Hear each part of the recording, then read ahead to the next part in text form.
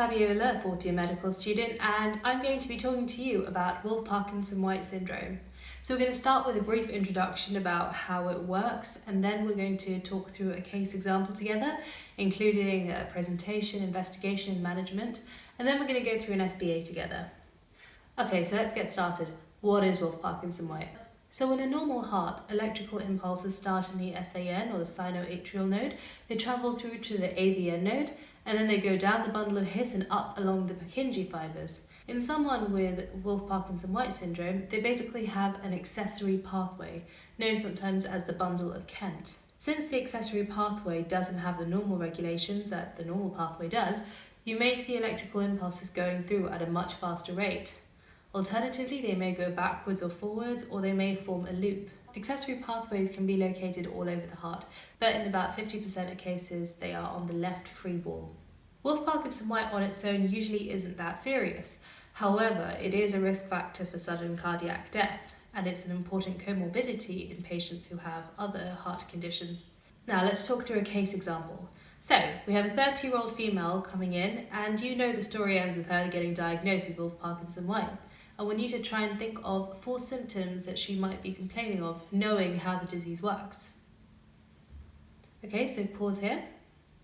Okay, so the symptoms can vary massively between patients. Some may feel dizziness, nausea, they might feel episodes of palpitations, they may faint.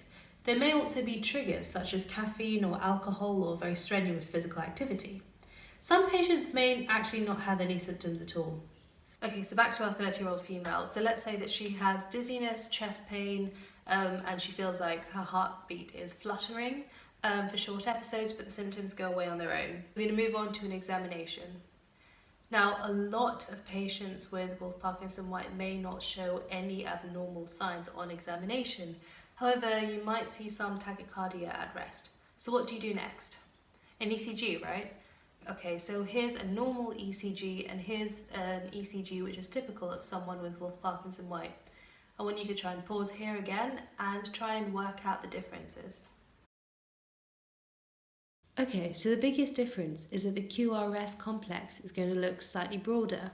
There's also a shorter overall PR interval. Within the QRS complex, there's a slurred upstroke.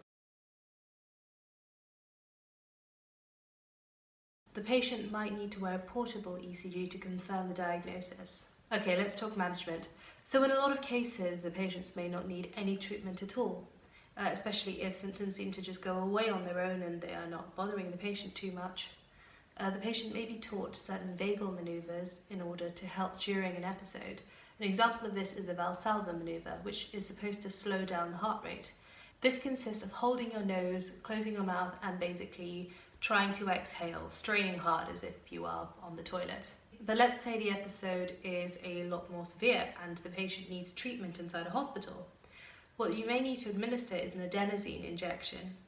Alternatively, if it's really severe, they may need cardioversion to shock the heart back into a normal rhythm. There's also some preventative management available. Radiofrequency ablation may be used to get rid of this whole accessory pathway altogether. Alternatively, you may administer daily amiodarone tablets. Just a quick note on epidemiology. So Wolff-Parkinson-White can rarely be genetic. Usually it's just a random congenital mutation in the population. It is more frequent in men, and it has an estimated prevalence of around 2 to 4 per 1,000, but we're not really sure. Okay, let's go through some SBAs together. Question 1. Where in the PQRS complex can you find a delta wave?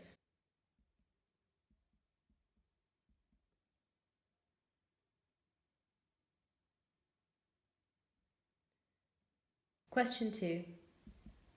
Which of these is not meant to be used during an episode of arrhythmia?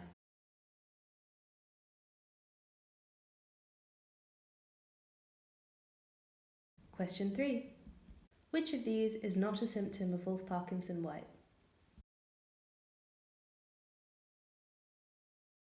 Question 4. Why is catheter ablation used in Wolff-Parkinson-White? Okay, let's go through some answers. Question 1. So the answer is the QR interval. If you refer slightly back to the video of the ECG. It should be fairly clear. So question 2, the answer is the amiodarone tablet. It's the only one there that is used in prevention as opposed to help during an episode. Question 3. So this should be fairly obvious if we go through the medical meanings. Bradycardia basically means a slower heart rate. So that's not the option here because the usual symptom is tachycardia, so a faster heart rate. Vertigo is dizziness, dyspnea is basically shortness of breath, and diaphoresis is a medical term for sweating. So catheter ablation destroys the accessory pathway. Cardioversion is used to shock the heart back to normal rhythm. And vasovagal manoeuvres such as Valsalva manoeuvre can be used to slow down the heart rate. Right, I think that's everything. Please like and subscribe.